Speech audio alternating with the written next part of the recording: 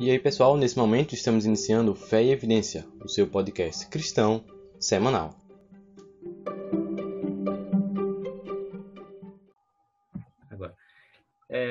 Isso aí, pessoal, estamos iniciando mais um episódio do podcast Fé e Evidência e hoje nós temos um tema todo especial. Nós estamos aqui com o professor Gabriel, em que nós vamos abordar um pouco da sua trajetória para que a gente possa entender um pouco da relação entre filosofia e teologia.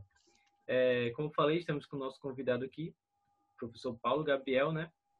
Ele é doutorando em Ciências da Educação, mestre em Educação pela Universidade de Santiago, no Chile. Ele que também tem pós-graduação em Psicopedagogia na Universidade Católica, licenciatura plena em Pedagogia, licenciatura plena em Teologia também, graduando em História na Universidade Estadual do Vale do Acaraú, e o curso de Direito Canônico também, e também graduando em Filosofia na Uninter. Então a gente vê aí um currículo vasto, e eu gostaria de lançar a primeira pergunta, que é mais para conhecer o nosso convidado, professor Gabriel. Como é que foi sua trajetória, assim, um pouco de sua vida, um pouco da sua trajetória acadêmica? O que você pode contar aí para a gente? Boa noite a todos. Em primeiro lugar, parabéns pela iniciativa, né? Não é porque está na presença dele, mas algo que eu conversava muito com outros professores no colégio, né, no PH3, onde eu dava aula. E o Vitor, ele é um aluno diferenciado. Não é porque está na frente de vocês, mas eu sinto falta da geração de vocês, iniciativas, serem proativos, né? E eu, particularmente, dava aula do 6º ano, né? Agora eu estou só em nível superior, mas eu sinto falta desse tipo de iniciativa por parte dessa juventude. Para mim é uma juventude que às vezes fala muito, mas faz pouco. Na realidade, a gente constrói quando a gente fala pouco e faz muito. O testemunho ele sempre é muito maior do que a palavra. Então, parabéns aí pela iniciativa. A minha trajetória acadêmica ela é muito eclética. Eu sou descendente indígena, mas percebi que não ia construir grandes coisas ficando preso dentro da aldeia. Conversando com os mais antigos da aldeia, né? Eles falavam, não, índio não voa. E eu não entendia por que índio não podia voar. Porque para eles realmente era um salto gigantesco, absurdo. Era um salto assim de um garoto do sertão querer ir para a NASA. Era mais ou menos assim, a distância que se via. Embora chegou o momento que eu acabei meus estudos na escola pública, né, estadual, estudei e resolvi realmente dar esse passo e ir para a capital. Na capital a vida é muito difícil. Para uma pessoa que vem do interior, com poucos recursos, a capital, o fim da linha foi eu acabei morando na rua, por não ter condições de sobreviver, porque tudo é muito caro, apartamento é caro, ninguém tem condições de se manter. Então, aí vejo o maior problema de um jovem do interior fazer seus estudos na capital. Não tem apoio de alimentação, de moradia. Eu vejo aqui muitos alunos aqui da UFRN que estão na UFRN, mas que o pai está apoiando por trás e não se gasta menos, por mais modesto que seja, do que R$ 2.500 por mês para manter um aluno estudando na Universidade Brasileira se você é do interior. Logicamente, como ninguém tinha isso, não era diferente. Em 1987, quando eu acabei, consegui, por mérito próprio, ingressei na Escola de Especialistas de Aeronáutica, depois de muita luta, né? Eu consegui me igualar e passar num concurso a nível nacional, né? Nós podemos imaginar o que os nossos, o cacique e o pajé, imaginavam. O salto possível. Seja você um gari de rua, seja você um morador de rua, seja você o que você for.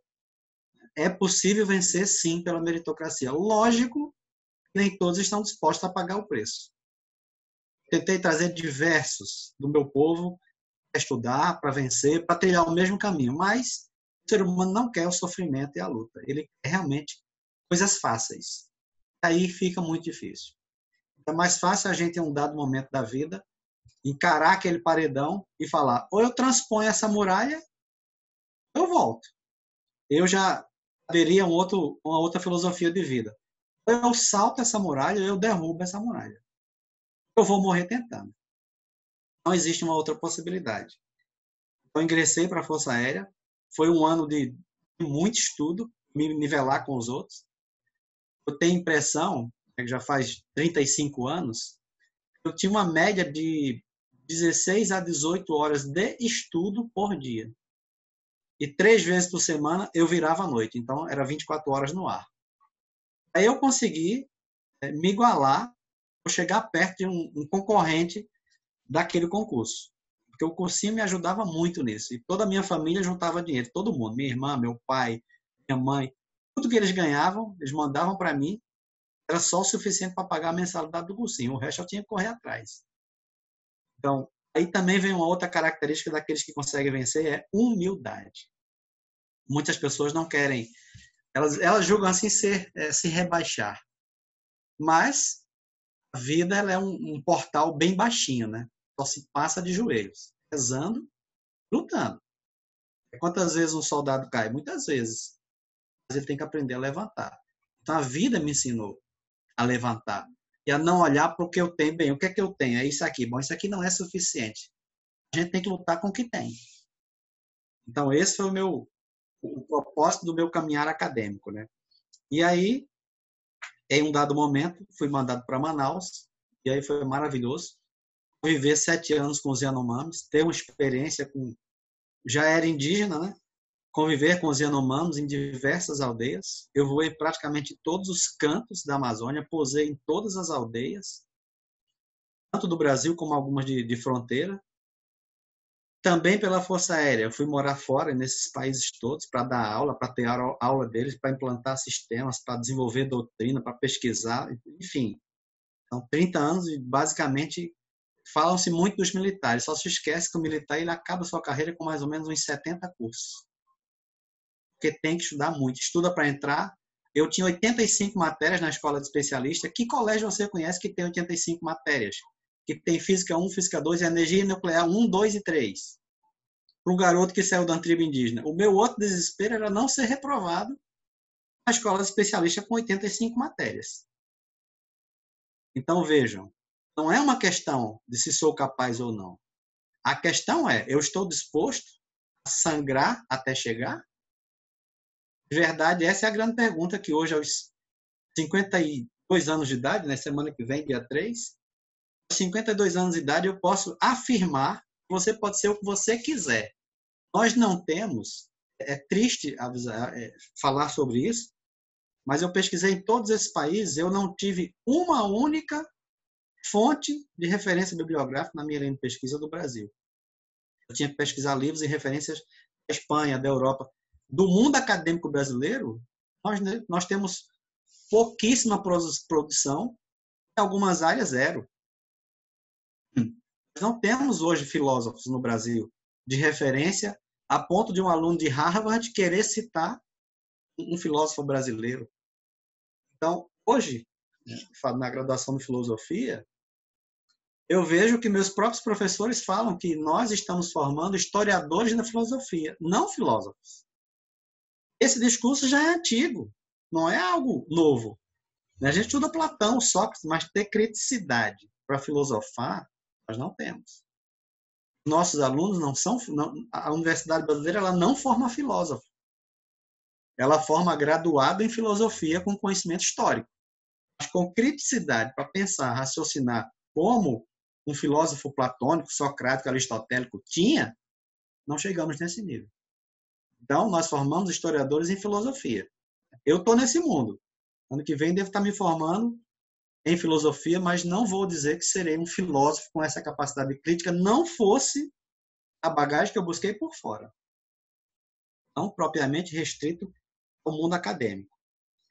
Então, comecei a fazer algumas graduações. A primeira foi teologia. Eu sou apaixonado pela teologia.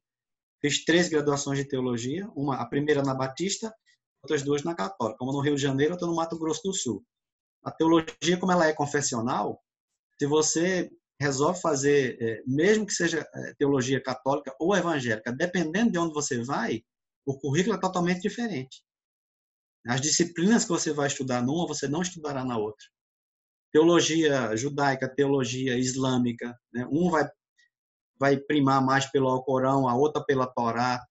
Mesmo entre nós cristãos, a diversidade de teologias são muito grandes, mas o maior cuidado que eu vejo é aquela pessoa que faz teologia sem iluminação interior corre o risco de virar ateu.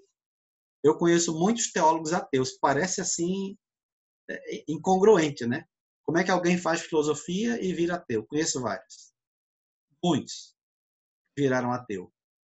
Porque a filosofia ela caminha junto com a filosofia.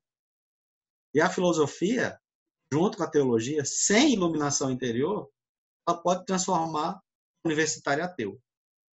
Se for, então, uma filosofia e uma teologia laica dentro da universidade, a grande probabilidade de virar ateu é muito forte. Porque Deus no ambiente acadêmico não está muito presente. Se estivesse presente, eu não viria o que vejo. Nós não temos um prêmio Nobel, nós não temos, de literatura, de química, de física. Enquanto isso, a Universidade do Vaticano, ela sozinha tem 21 prêmios Nobel. Então, o que é que nós estamos produzindo no nosso mundo acadêmico? Nós temos milhares de doutores, pós-doutores, mestres. Onde está esse conhecimento? E a minha experiência fora do Brasil, depois de fazer as graduações aqui dentro, na Universidade de Santiago, onde eu fiz o mestrado, é um mundo muito diferente. A própria Argentina, eu fiz especialização em psicopedagogia, e a gente vê o quão diferente é a seriedade da educação lá fora. Investindo muito menos que a gente. Eu diria que a gente investe errado. Na Argentina, eu fazia as minhas pesquisas todas numa cafeteria, que é chamada Cafeteria de Ávila. Além da cafeteria, no subsolo, tem uma livraria para você comprar os livros que você quiser, e se quiser ficar ali comendo, tomando café e pesquisando. Quando você vai no último subsolo, você tem o tombo da Argentina. Toda a história da Argentina está ali para você pesquisar, e muitos desse tombo já foi transformado em livros. Então, praticamente, eu construí a minha vida acadêmica, né? Tem até um exemplar aqui, ó. É bem grossinho, tá vendo? Esse aqui foi o meu primeiro livro da especialização na Argentina. Um antropólogo chamado Carlos Martínez Sarasola. Ele pesquisou toda a história do indigenismo na Argentina durante 30 anos. A cada 10 livros, a cada 10 anos, eles escreviam um livro.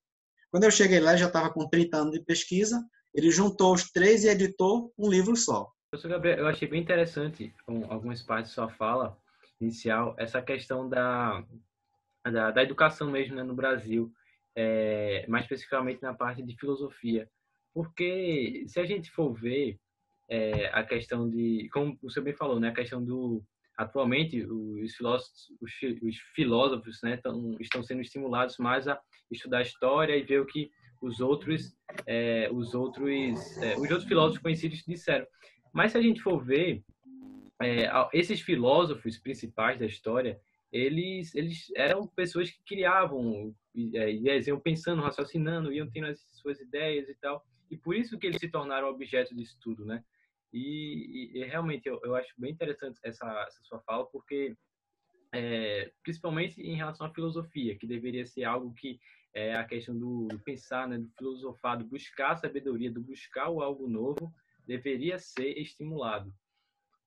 Um outro ponto interessante que eu achei de sua fala quando você falou da questão de que logo no início eu achei interessante, eu me lembrei de um pensamento, né? Deus ajuda quem cedo madruga, né? Porque a gente tem a ideia de Esse é da minha avó, você está roubando dela. Porque a gente tem essa ideia, Deus vai me ajudar e tudo. E muitas vezes a gente não faz por onde também, né?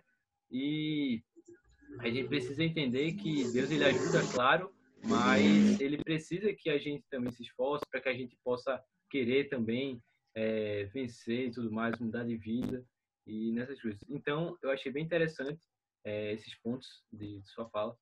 E realmente, em relação a essa parte do ensino, né, acadêmico no Brasil e tudo mais, a gente percebe realmente um déficit, né, em relação a, como o senhor me falou, o senhor tem experiências em outros países, em outros ambientes, e que percebe essa disparidade, né?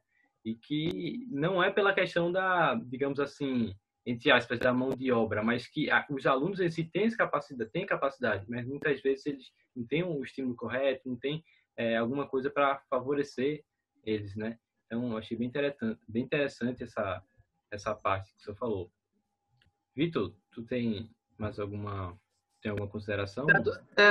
Se aprofundando, eu me aprofundando aqui um pouco nessa questão dos cursos de filosofia no Brasil, né? Eu gostaria que o senhor fizesse um apanhado de como que o senhor vê os cursos de filosofia atualmente no Brasil. O senhor falou um pouco sobre isso, mas eu queria que o senhor se aprofundasse e, de certa forma, onde foi que a gente errou para que a gente investisse tanto e não conseguíssemos nada assim de volta, de fato, para a nossa sociedade. Uma questão tão sensível, digamos assim, nós vamos ter que fazer um retrabalho tão gigantesco, porque nós aprendemos uma história, nós aprendemos uma filosofia que não é compatível com o que aconteceu de verdade. Então, eu tenho uma história que eu aprendi na educação básica, tem uma história que eu aprendi na graduação, tem uma história que eu aprendi no mundo acadêmico e tem uma história que eu aprendi quando saí do Brasil. Então, nós vemos hoje ainda no Brasil, o Brasil foi descoberto no dia 22 de abril, não, ele já tinha uma cultura própria. Já tinha um indígena aqui que já tinha uma filosofia própria. E quando a coroa portuguesa veio para cá, diferentemente das colônias espanholas, não sobraram. Eu estive no Uruguai fazendo pesquisa, morei no Uruguai, parado pela embaixada e protegido por ela, diga-se de passagem. Por que protegido por ela? Porque um dia eu esqueci, estava com a Bíblia debaixo do braço na rua e eu ia ser preso. Você não pode andar com Bíblia debaixo do braço no Uruguai. Você não pode abrir uma caixa de som, um microfone, como os nossos irmãos evangélicos gostam de fazer, liberdade para isso, porque você é um país laico. Faça isso no Uruguai que você sai algemado. Ele se diz laico, mas na realidade ele é um Estado antirreligioso. Né? Nós temos o Estado religioso, que é o Vaticano e Israel. Nós temos o Estado laico, que é o Brasil, e que se diz Uruguai, mas que não permite manifestações de nenhum caráter religioso. O próprio comandante do Exército mandou fazer uma celebração e foi preso. Estava lá quando aconteceu isso no Uruguai. Então, nós temos lá fora uma história contada, aqui dentro do Brasil também, que precisa ser recontada. As pessoas falam que o Brasil era uma colônia de exploração, mas em nenhum momento eu nunca ouvi um historiador brasileiro falar que a coroa portuguesa trouxe para cá 200 milhões de libras, investiu aqui no Brasil 190 milhões, que quando o João VI volta para Portugal só volta com 10 milhões, e esse dinheiro foi investido em 4 grandes faculdades, a Faculdade de Direito de Olinda e Recife, que ainda está lá, Salvador, Rio de Janeiro e São Paulo. Foi fomentado o setor botânico lá no Rio de Janeiro, e Petrópolis também. Então foi feito um investimento tão grande que nós no Brasil hoje temos 305 povos indígenas e falam 274 línguas. Eu vi um monumento lá no Uruguai dos últimos 5 índios, charruas, presos, mandados numa jaula na cidade de Paris. É só vocês entrarem na internet e digitar zoológicos humanos. Na Europa havia os zoológicos com africanos, com indígenas, o que eles consideravam animais exóticos. E a Índia, uruguaia Guianusa, ela deu à luz a um bebê dentro da jaula, as pessoas assistindo, pagando $5, dando risada e comendo pipoca. Então há um respeito religioso que a gente tem que aprender a ter. Não importa a religião do outro, ela merece respeito. E não necessariamente a religião do outro, obrigatoriamente, tem que ser a minha. Deus nos deu livre-arbítrio. Não posso querer exterminar uma cultura pela sua religião, porque ela é incompatível com a minha. Deixe que Deus floresça essa luz. Deixe que o caminhar floresça essa luz. Aí uma outra coisa que a gente nega aqui no Brasil é que os jesuítas, enquanto aqui estiveram, realmente educaram os nossos índios. O problema não foram os jesuítas.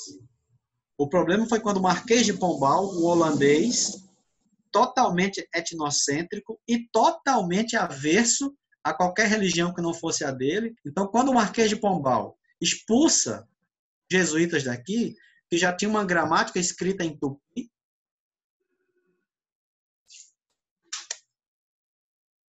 a primeira gramática em tupi, por que alguém escreveria uma gramática na língua indígena?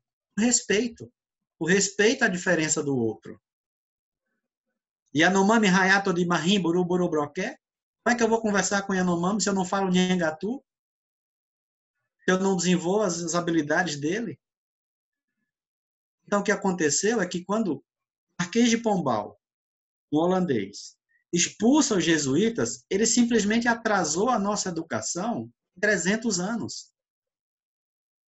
Percebam que quando a família real vem, ela cria essas faculdades. Para quê? Muito certo, atender às necessidades da colônia. Mas depois disso, apagou-se a educação no Brasil, porque os jesuítas foram expulsos e levaram toda a educação que tinham feito e construído aqui. Então, nós vamos ter que primeiro aprender a contar uma história verdadeira. Doa a quem doer, não tem problema, mas que seja verdadeira. Isso ainda não aconteceu no Brasil. Começando agora pequenos movimentos de contar uma história verdadeiramente correta, com viés verdadeiro e não com viés ideológico. Então, teologia e filosofia, fazendo essa caminhada lado a lado, e eu acho que as ciências humanas, elas caminham juntas. A filosofia, ela tem tanto que, pelo menos na Igreja Católica, todos os padres, bispos e diáconos, que é o meu caso, diácono católico, nós somos obrigados a estudar filosofia e teologia. Eu achei por bem fazer várias teologias. Teologia católica, teologia evangélica, duas teologias diferentes, uma pastoral, outra missionária. Porque conhecimento é isso, é agregar. Você tem que agregar conhecimento. Sim? Gabriel, eu gostaria só que o senhor... na verdade, essa seria a próxima, uma pergunta que eu iria fazer ao senhor, a questão da filosofia e a teologia.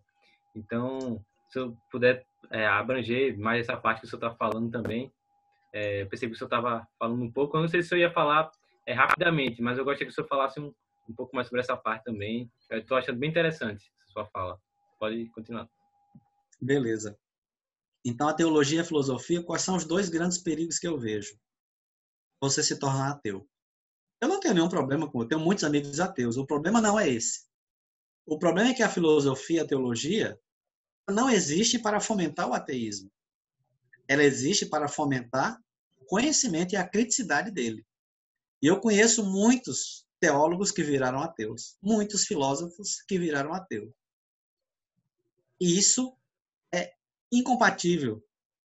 Porque os gregos não eram ateus. Eles tinham vários deuses, mas acreditavam em alguma coisa. Respeitamos isso. Nós não vemos filósofos ateus na Idade Antiga. Sócrates, Platão, Aristóteles, eles tinham os deuses deles, acreditavam em alguma coisa lá na pré-história.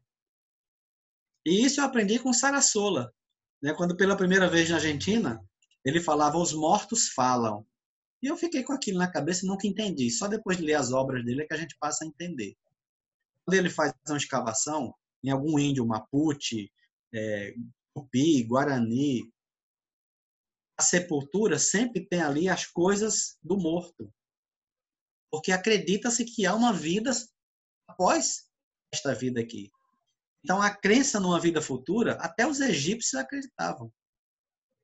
Então, como pode a teologia e a filosofia... A filosofia não nasce de verdade, precisamos recontar isso, né? Ela não nasce de verdade na Grécia, ela nasce no Egito. O que Pitágoras aprendeu, o que criou a filosofia, foi no Egito. O que vários filósofos gregos aprenderam foi no Egito. Por que Tales de Mileto fala que a primeira arquê da humanidade é a água? Porque as experiências dele no rio Nilo, ele via sempre vida do lado do rio. Ele chegou a essa conclusão que a primeira arquê, a partícula que dá origem a tudo, era a água. Então precisamos dar o crédito aos egípcios por terem tido a importância na origem da filosofia. Mas a filosofia, ela tem que libertar o homem, não escravizá-lo. A partir do momento que eu, como filósofo, numa sala de aula, doutrino o meu aluno, que autonomia eu estou dando a esse meu aluno? Não importa, eu respeito o que você acredita, independente do que seja. Mas eu não posso doutrinar o meu aluno, eu tenho que dar a ele a liberdade de escolher a sua filosofia própria. Então, precisamos mudar certos discursos que, infelizmente, muitas vezes acreditamos, porque não temos uma capacidade filosófica de ser críticos. Nossos alunos não foram ensinados a pensar com criticidade, aí podem correr o risco de aceitar qualquer discurso, inclusive do ateísmo, para os que são cristãos. Eu vejo salas de aulas antigamente, eu tinha a menor possibilidade de ter um aluno ateu. Hoje eu tenho, em média, em cada sala de aula, de 10 a 15% de alunos ateus. A Suíça e a Suécia já são 50% ateias. 55% ateias. Não tenho problema com os meus irmãos ateus, nenhum.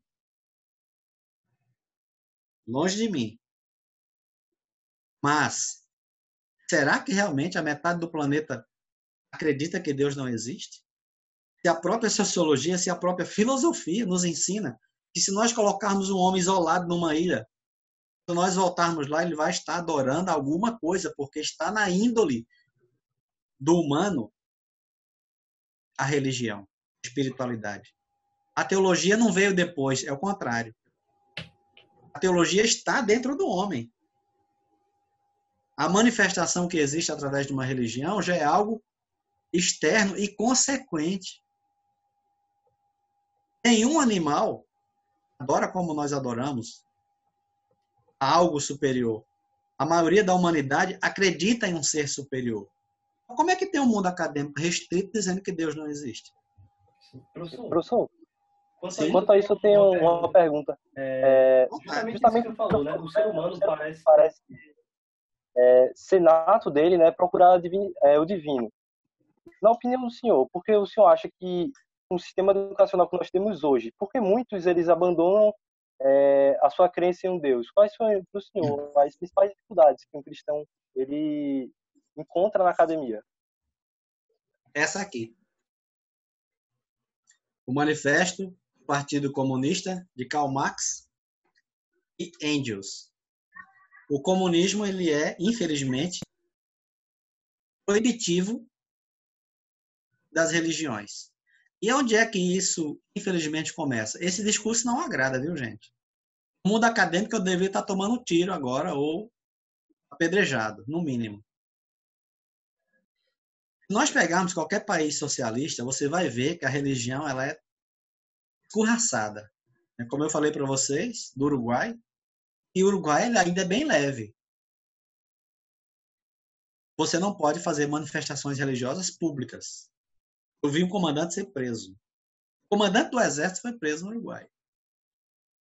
Então, pegue qualquer país socialista, pegue os cristãos agora, nesse momento, na China. Eu não sei quantas igrejas evangélicas, não tenho esse dado. Mas as igrejas católicas da China, todas foram queimadas e destruídas. Todas. Não sobrou uma única igreja. Porque só se pode ter a religião que o partido permite. Então, essa ideia de onde vem? Do iluminismo. Então, o iluminismo, ele, infelizmente, ele fomenta uma derrubada do conhecimento crítico, do estudo crítico, porque ali se matam os filósofos. Quem era o filósofo em 1789? Eram os padres e os pastores. Esses foram mortos. Sobrou o quê? O povo. O povo vai filosofar? Vai ter capacidade intelectual de ser crítico? Eu diria que a França deixou de ser a França no iluminismo. E hoje é uma prova sociológica. A França, hoje, um francês hoje que nasce na França, ele não é mais francês. Ele é 30% muçulmano, 40% asiático. A França já não tem mais condições, os historiadores falam isso, não tem mais condições de ter uma cultura 100% francesa. Então, o iluminismo, infelizmente, e tem um viés muito mais socialista do que qualquer outra natureza. A França é socialista até hoje. No entanto, ela perdeu suas raízes. Porque não existe mais cultura francesa. Não existe. Isso acabou. Você precisa de uma taxa de natalidade mínima. Tem que estar ali em torno de 5%. Para que você tenha a continuidade da história de um país. A França está em 2,5%. Dela, de francês próprio. Enquanto isso, os outros crescem e se agigantam. Mas agora nós temos um problema sério a ser resolvido na Europa. É o avanço do ateísmo, o avanço do islamismo. E a religião islâmica, né, por mais que as pessoas falem bem e sejam, eu respeito. Em nenhum momento estou dizendo que não respeito. Mas a última mesquita que foi ser construída na Suíça, a Suíça não permitiu. Mesmo os árabes tendo todo o dinheiro do mundo. Qual foi a pergunta do ministro das Relações Exteriores? Vocês me permitem abrir lá no país de vocês 4 igrejas católicas e 5 evangélicas sem ninguém ser morto, sem ninguém ser perseguido e não vão tocar fogo nessas igrejas? Pois é. Como vocês não permitem, nós também não. Então já estão com aquelas, sabe, os países que eram tão liberais, estão com aquele receio de deixarem realmente ser o que são, libertários, e em prol da liberdade de expressão e outras coisas mais, que não são aceitas de forma alguma dentro do islamismo. Então, acredito que, infelizmente, o iluminismo não foi um bem, nem para a história da Europa, muito menos para a França. E os ideais iluministas, o que eles fomentaram no mundo foi a guerra e o terror. O iluminismo, na sua primeira fase, a primeira revolução industrial, quem que ela mata? Todos os intelectuais. Então, morre o rei, a rainha, toda a corte, morrem. Todos os religiosos, padres e pastores, são mortos. O saldo é de 10.000 mortos entre padres e pastores. E aí morreu a primeira geração da Revolução Francesa, veio a segunda, né? Robespierre, que fez a Revolução, e os outros líderes, jacobinos e girondinos, foram mortos também na segunda Revolução. Porque o povo já não era crítico, já não tinha intelectual. Morreram todos. E a segunda geração com menos intelectual ainda. Era o campo perfeito para aparecer um ditador chamado Napoleão Bonaparte e matar o resto. Então, a Revolução Francesa, para mim, é uma tragédia. É o cavalo de Troia da humanidade. É a coisa que deu errada. Pode até ter uma conotação positiva, mas não tem. Em nenhum momento da história da humanidade, matar os intelectuais é a solução do problema. Isso foi feito na primeira, na segunda e na terceira fase da Revolução Francesa. Então, como eu vejo o comunismo, uma tragédia. Como eu vejo o socialismo, uma tragédia pior ainda. Que é responsável hoje, é só você pegar o livro negro do comunismo e você vai ver lá 100 milhões de mortos. Como é que algum regime pode ser bom com 100 milhões de mortos? Como é que a proibição da liberdade religiosa pode ser algo ensinado e pode ser algo cultuado por uma sociedade, se a maioria do planeta acredita em algo superior? Então, para encerrar e fechando, eu vejo como tragédia. Vejo como tragédia o socialismo, vejo como tragédia o iluminismo, vejo como tragédia tudo aquilo que não fomenta uma real liberdade. Porque eu não vi liberdade no Uruguai, ainda que ele seja e se diga libertário. Eu celebrei, confesso, eu celebrei com medo o Uruguai. Eu não levava nem as roupas, usava as próprias roupas, os trajes sacerdotais da igreja. Porque eu acho que se alguém me pegasse na rua, mesmo indo pela embaixada, imunidade diplomática, estava 100% acompanhado por uma pessoa da embaixada o tempo todo, 24 horas. E ainda assim não me sentia seguro. Isso é o iluminismo. Acho que eu fecho por aqui. A não ser que vocês tenham alguma pergunta. Fantástico, professor Gabriel. Achei muito interessante mesmo seus comentários. Eu acho que realmente são coisas que nós precisamos abrir nossos olhos, né, para algumas coisas que parece que a sociedade, de maneira geral, tem esquecido ou, na verdade, nem conhece, né? São coisas importantes para para a gente. E, assim, eu gostaria de retomar a palavra do Vitor, né? É uma satisfação para a gente estar recebendo o senhor aqui. Foi muito válido esse momento aqui também. E nesse momento a gente vai ficando por aqui, vai encerrando mais um episódio do podcast Fé e Evidência. Essa foi uma conversa com o professor Gabriel, foi muito rica, agregou demais para cada um de nós. E aos nossos ouvintes, você sabe, Fé e Evidência é nosso podcast semanal. A cada quinta-feira, um novo podcast. É isso aí, nesse momento nós vamos finalizar aqui. Até a próxima.